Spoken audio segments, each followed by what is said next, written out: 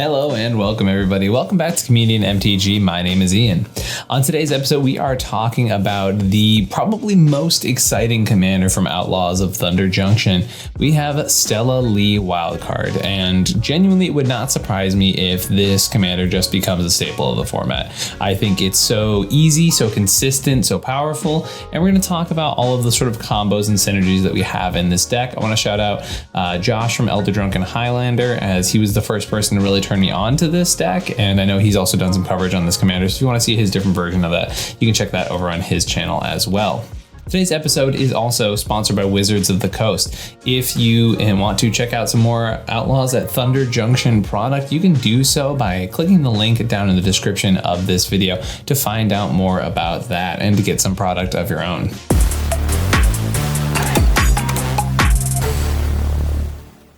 All right, so let's talk about this commander here, right? We have Stella Lee wildcard. So Stella Lee is obviously strong, right? You can kind of read that in her first ability, but it's a commander that takes a little bit of nuance with some certain cards that have already been printed to really get why it's so incredibly consistent and strong. Let's read the card. So for 1 red blue, it's a human rogue 2/4, and whenever you cast your second spell each turn, exile the top card of your library. Till the end of your next turn, you may play that card, right? So every time you cast 2 spells in a turn, you just get basically a free card. Then her second ability, which is her definitely busted ability, is you can tap her to copy target instant or sorcery spell you control. You may choose new targets for the copy and activate only if you've cast 3 or more spells this turn. That is the broken part about this card, right? Basically, we get to a point where we cast 3 spells in a turn, and then we are going to be able to copy certain instants and sorcery spells an unlimited amount of times, right? So let's talk about those cards. The best of those that I have found so far for this deck, now don't get me wrong, there are dozens of effects that can untap Stella and also give you an additional benefit, right? So there's ones that we're not even playing in this deck, like that make infinite treasures or that make infinite damage to your opponents, but they cost 6, or can untap all of your creatures and give them 1/1 counters, which is also like pretty decent, and haste as well too, which is pretty nice. But that's sort of the rough idea. So there's generally a number of cards that work with this commander, but not all of them are like very mana efficient or card efficient. So we're not playing each and every one of those effects. And I have a feeling as time goes on and as we experiment with this commander more, the ones that are like the most playable are going to be very clearly defined. And we're going to be able to know like, oh, these are the ones you play 90% of the time. But there's also some like the spicier ones out there that you might not instinctually think of, right? I have a lot of those in my considering and sideboard, so we'll be able to take a look at them.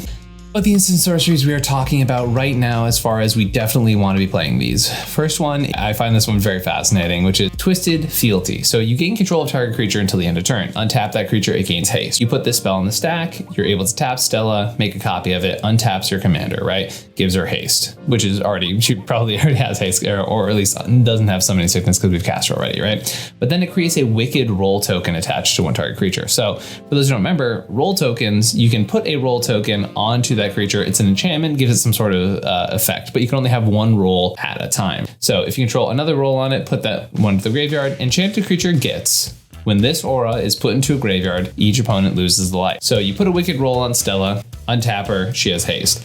You make another copy of this spell, right, by tapping her ability, while this original Twisted Fealty is still on the stack. You put another roll on Stella, it falls off, each opponent loses 1 life. Okay, she's now once again untapped with the wicked roll token on it. You tap, make a copy of the spell, each opponent loses 1 life, right? So you have a loop that untaps her and deals 1 damage to each opponent, and they lose the game that way. The other one of these effects are there's 3 instants in blue that allow you to untap and draw. So Cerulean Wisps, target creature becomes blue, untap that creature, draw a card, right? So put this on the stack, target your commander, make a copy of it, untaps her, draw a card, untap, draw a card, untap, draw a card. You're drawing your entire deck. The other one here is Refocus here in the instance, which is another one, just simple, untap target creature, draw a card, right? Doing the same thing. We also have that down here with Twitch, which is human tap or untap target artifact, creature, or land. Hey, guess what? Our commander is a creature, untap, draw a card, untap, draw a card, right? That is the easiest ones to go with. And the nice part about it is that these combos are so compact that you can sort of play a bunch of free interaction and stuff like that to be able to deal with the fact that your opponents are going to kind of be able to read what's going on with your turns. And then also the rest of the deck is just cheap stuff, right? We have cheap, efficient ways to get that 3rd spell every turn. You might be thinking like, oh, we don't know how often we're going to get to that 3rd spell. but it genuinely is so easy in the Is It colors, right? So we have a bunch of free mana here, right? Super easy stuff to get assembled there. We can do breach stuff if we really have to. We have our classic card advantage engines too, right? We have Ring, Mystic, Ristic, all of that stuff, right? But we also have, you know, a bunch of different rituals and things like that, right? We have stuff like Rite of Flame in this deck. We have Strike It Rich, right? Cards that immediately either give you more mana or replace themselves. We have Taxiing Probe, which is a free draw. I've even included actually Gut Shot in my current iteration of the list. And Gut Shot is actually in there because Bowmasters is obviously a bit of a problem in the format, right? So a free spell that can take out a Bowmasters and then, because as I mentioned, like 3 of our different combo cards in this list right now involve us drawing our entire deck, right? So if we're trying to draw on our entire deck and our opponents are just putting a bunch of Bowmaster trigger on the stack targeting our commander, obviously that's a very bad thing. Or they could, you know, target us as well, which would be, you know, not great. The idea is that, you know, we don't want to die to a Bowmasters, right? So that's kind of where Gut Shot is there. We do also have Born Upon the Wind. This is a very easy deck to win at instant speed with. Definitely super happy about that. We have some Underworld Breach stuff in here. Now, it's not like a hard Underworld Breach line because we have Breach, Freeze, and we have Lionside Diamond, right? But we don't have like a hard like Breach outlet as of right now. That's one of the things I'm sort of experimenting with, is like finding out what the best outlet for Breach is in the deck. Originally, I was playing Dualcaster Twin Flame, which is a pretty easy answer, but doesn't really help with the trying to win at instant speed thing.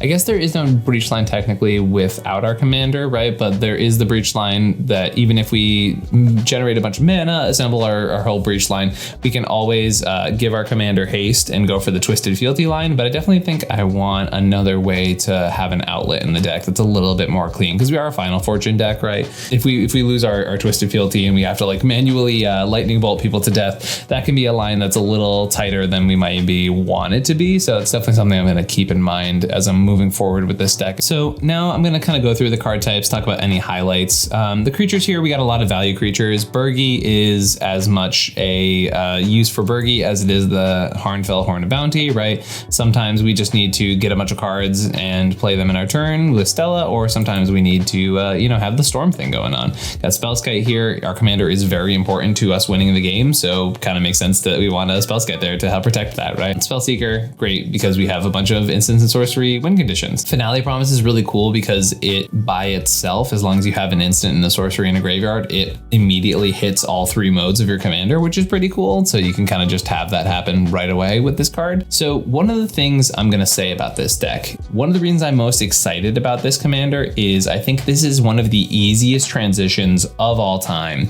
to go from a Precon to a cEDH deck. I think this is maybe the easiest of all time. The Anya Precon was maybe a little bit close, but genuinely the transition from Precon to full cEDH deck is easier than this deck and than in most things I've seen in a really long time, right? So there are certain like flourish pieces in this deck that are like, you know, in an objective bubble, I probably want to be playing this card, but do I need to spend $6,000 on it? No, absolutely not, right? Like, so for example, Time Twister here, which is what kind of brought me on this train of thought, is a card that I think is good in this deck and great to have as a backup thing in case you lose your whatever combo piece we're talking about, right? But at the end of the day, Wheel and Time Twister are good pieces in the deck that you can play to optimize your list, right? You do not need these pieces. And I think that's one thing you're going to see as you go through this deck, right? The mana base is a little bit expensive, right? But you can easily budget that down to just a bunch of 2-color lands and a bunch of basics, right? Whereas the enchantments, yeah, the breach line thing might be a little more expensive because you got to get LED, but you could play this without having the breach line in it. I'm not saying it'd be optimal in that sense, right? But you could play this without a breach line if you are playing a budget, no proxy version of this deck, right? For people who play in areas where, you know, proxies are not allowed, right? The transition is super easy to get to this point. The thing you need for this deck that's going to help the most is the fast mana, right? And so you're seeing that in the artifacts here. But as I mentioned with the sorceries, stuff like that, you do not need a lot of those things. And if you look at the win conditions of this deck, right? The things I'm talking about, Cerulean Wisp is $4, Refocus is 9 cents, Twitch is 12 cents, right? The Twisted Fealty, 11 cents, right? So like the main win cons of this deck are dirt cheap, and a lot of the rituals too, right? Strike It Rich, you can get one for 30 cents. Rite of Flame is $2, right? Gataxian Probe, $2, right? The important pieces you need for this deck and like to help you get things together, $5 for Merchant Scroll, Solve the Equations, $2, Finale Promise is $1, and it's in the Precon. There's a lot of pieces here that help to make your game plan more smooth, more consistent, and can bring it up to that cEDH level for not a lot of money, right? So the biggest investment is things that hopefully every cEDH player will have is the fast mana, right? Things like Mana Crypt and Mana Vault and stuff like that, which are pieces you're gonna need in cEDH almost no matter what, with like 0.02% of the exception, right? For weird stack decks. And like, that's really good that we have this option available. I think this is a huge thing for cEDH. I think it's a great commander to have come out. I think the fact that this Precon Commander so cleanly just turns into this real cEDH commander is awesome, right? And you don't have to build it the exact same way that I've done here, right? You can definitely have it a little more spell slingery, right? You can play more things like Stormkiln Artist and Archmage Emeritus, stuff like that, which I tended to lean away from as I worked on the deck a little bit more, just because you don't want to keep investing in like, oh, here's a big bulky creature that I'm investing in, here's a big bulky creature that I'm investing in, now I'm going to storm off, right? Because that's a little bit easier to disrupt by your opponents, as opposed to like, here's my commander, play a couple quick things, win the game maybe. So it's definitely a really solid commander, and one that works really well if you are working on a budget, which makes me really happy for cEDH in general, right? So kind of went on rants about the wheels there, right? Merchant Scroll, or 2 of our win conditions, 3 of our win conditions, pardon me, are blue instants. So obviously it makes sense there. Jessica's Will, great thing to start your quote storm term off, right? You want to be able to get a bunch of spells and cast them with that card as well.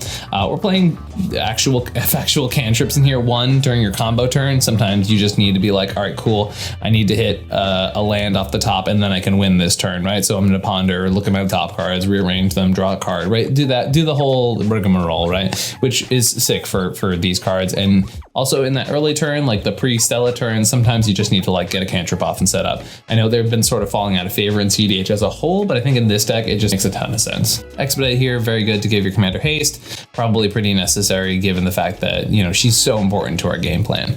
This is a really good Born Upon a Wind deck. Can't state that enough. Sometimes you don't even need Born Upon a Wind to win at instant speed per se, or to at least put your 3 spells in the stack at instant speed, which is something to think about with this deck. Is like sometimes you can actually just be like, cool, in response to your game-winning spell, I'm going to counterspell it. Great.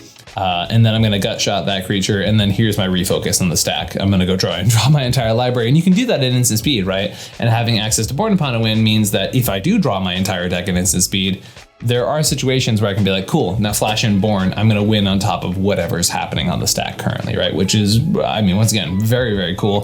Very happy that that's a possibility in this deck. Idlebore was one that I originally did not like in the list. I kept looking at it and being like, oh, why is this in here in the version that I was originally sent? And then I realized I was being a goofball, and this card is actually insane in this deck, right? Because you know, it doesn't like combo with our commander, right? It just tap or untaps our commander, right? But one thing it does do is adds protection to your win con, right? So say, for example, cast our 3 spells and we put a refocus on the stack and we go to tap our commander in response to make our infinite copies of refocus, right? And our opponents go, okay, in response to that, I'm going to flusterstorm your win condition, right? In this situation, doesn't matter how many counterspells we have, it doesn't stop what's happening there, right? Like we're still going to lose to that, right? But with Tidalbore, you just go, okay, cool, I'm going to bounce one of my islands back to my hand and I'm going to untap my commander. Still in response to your flusterstorm, I'm going to tap my commander to make a copy of refocus. Once again, I am trying to win the game on the stack, right? So that was a card I originally misevaluated in this list. And now that I've like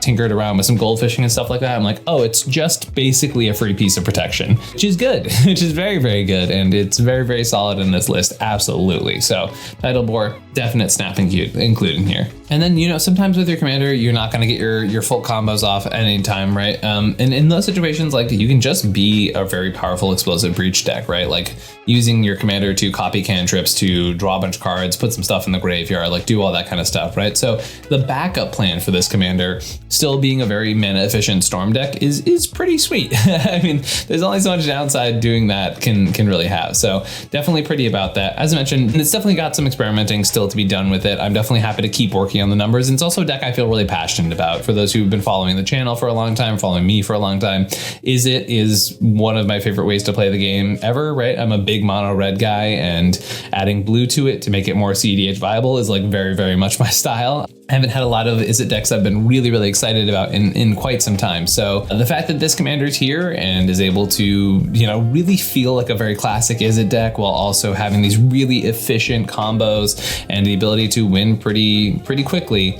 makes me really, really happy. I'm very excited about this commander being a thing. And yeah, I'm very, very excited to mess around with these numbers a little bit more with this deck and really feel out what the best version of it can be. Before we go any further, I feel like it's probably a great idea to just, you know, show you some hands and stuff like that. Before we do that, I want to remind you, we do coaching here at Comedian MTG. So if you're interested in that, feel free to hit me up at comedianmtg@gmail.com or in any of the ways that we have in the description, whether it's through Discord at comedian_MTG or at comedianMTG on Twitter. DM me at any of those places if you're interested in cEDH coaching. Also, just a reminder, we are once again, this video sponsored by Wizards of the Coast. To get your hands on some Outlaws of Thunder Junction product or to learn a little bit more about where you can go out and play, Wizards locators, all of that stuff, it will be in the description down below. Let's move into some play tests. All right, so first 7 here is a no-lander. Don't really have anything we can work with. Second 7's close. If we hit a land drop, it's a turn 2 Stella.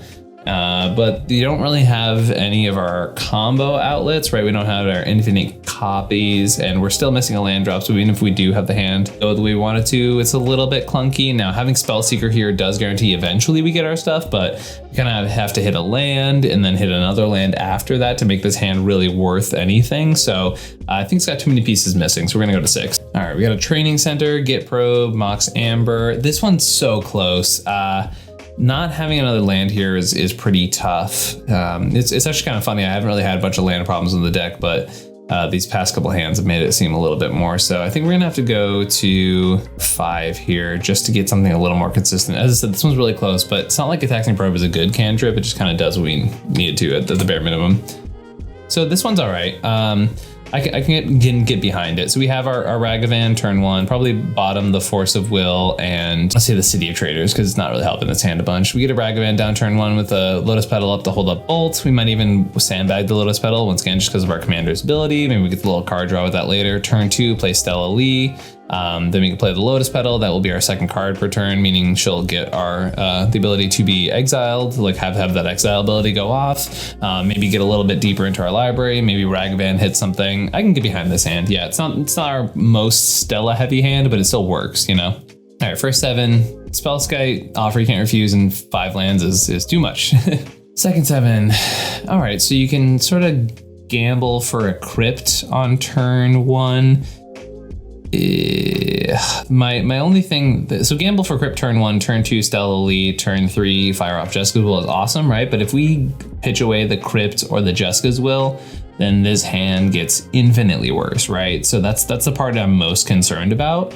On the other hand, it's pretty keepable if we hit that Mana Crypt, right? So I think this is one of those hands that the risk feels worth the payoff if it goes in our favor, right? Because I'm very comfortable discarding any of those lands. I'm still comfortable discarding the Signet, the Lineside Diamond 2, just not the J-Will or the Crypt itself.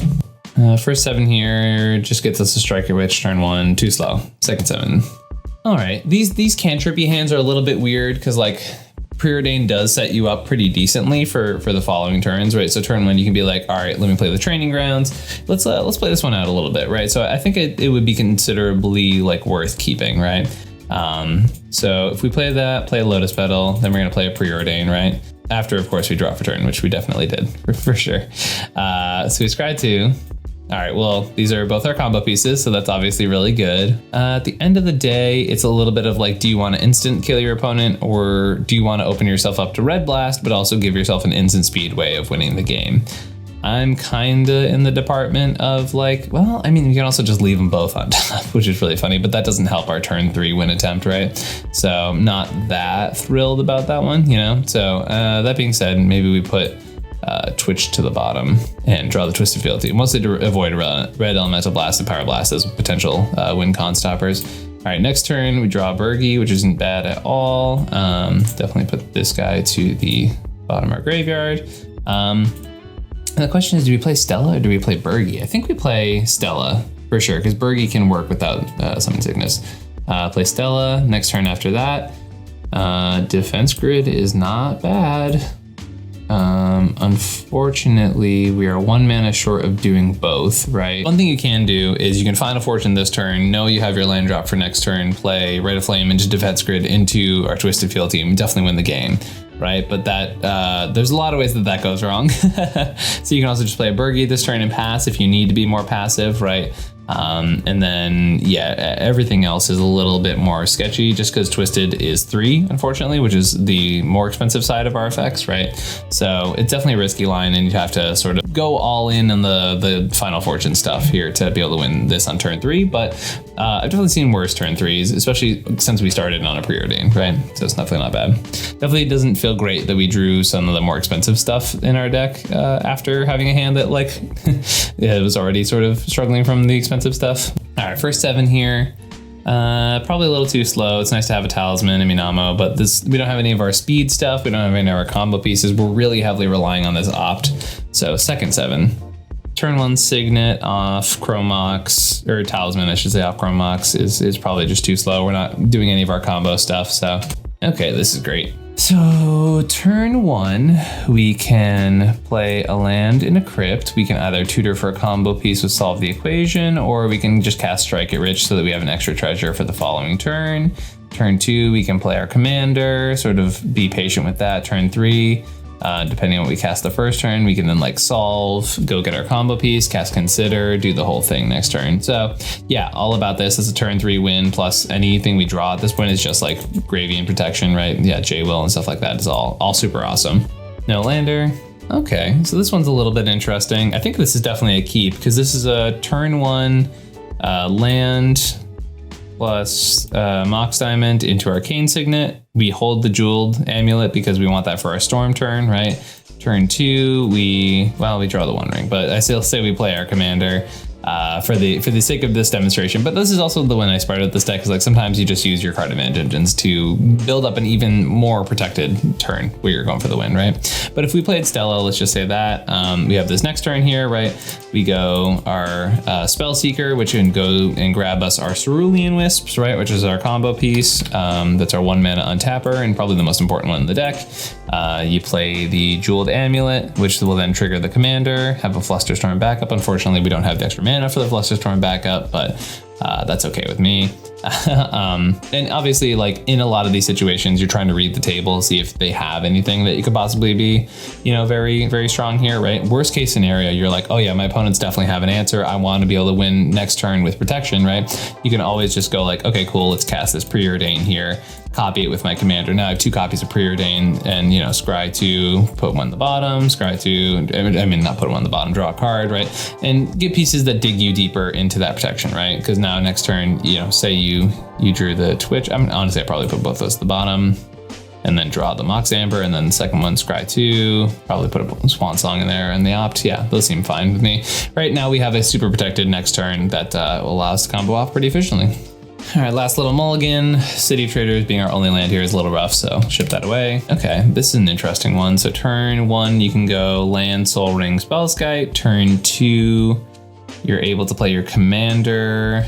You only have Tidal Bore here. You don't have any of our win condition spells, so like that's a little rough. You also don't have any red mana, especially after you already cast your commander. So I think we got to ship that away, but it was really close. 6, no lander. 5, too many lander. At some point with this deck, I think you kind of have to look at like a bunch of lands and a cantrip being semi-keepable, but I don't think for this demonstration we're gonna do that. 4, okay. All right, for 4, this isn't bad. Turn, I think you just kind of got to keep the acceleration into the Spellskite and then hope that your draws for turns are some sort of cantrip or something like that. Turn 1, land, Spellskite from Mana Crypt, and then turn 2, play your commander. Kind of go from there. But yeah, as you can see, the deck is still in this stage where it's doing a lot of the right stuff. It has those early win potentials. Honestly, I think these were actually some pretty bad mulls for the deck since I've had it so far. I've had a couple like turn 2 protected wins with counterspell backup and stuff like that. So definitely a few pieces here and there that we're not making these hands as efficient as possible, but still that's kind of the rough idea, right? You want to try and get your main combo online as quickly as possible. And then other times, like you can just keep the Mystic Remora, Aristic Study, One Ring hands, right? And those are also totally acceptable. definitely curious to hear what folks think about this deck. As I mentioned, I'm super excited from a budget perspective that folks can really start just like building this deck up from really cheap. And then obviously there's the big top end stuff that like eventually you would invest a good amount of money into, right? But that's stuff that is more of a luxury in the deck and not stuff you need to have the core of the deck together, right? Some cEDH decks can thrive with the core, and then other stuff being added on later is just supplemental, which is really cool. I really like the design of this commander. As I said, I don't think these mulligans really highlighted the deck as much as I would like it to, but the deck is still super powerful, and I really am excited to see if folks jump on the Stella Lee bandwagon. I have a feeling we're going to be seeing it in top 16 breakdowns moving forward for sure. The commander's really cool, nice efficient speed. And yeah, I'm definitely excited to see where things go from here. So I'm curious what y'all think about this commander. Are there any cards that are missing? Stuff like that. Remember, this video is sponsored by Wizards of the Coast, which will have a description in the link down below where you can get more Outlaws of Thunder Junction product, as well as more information on this set. Thank you all so much for watching, and I'll catch you next time. Peace.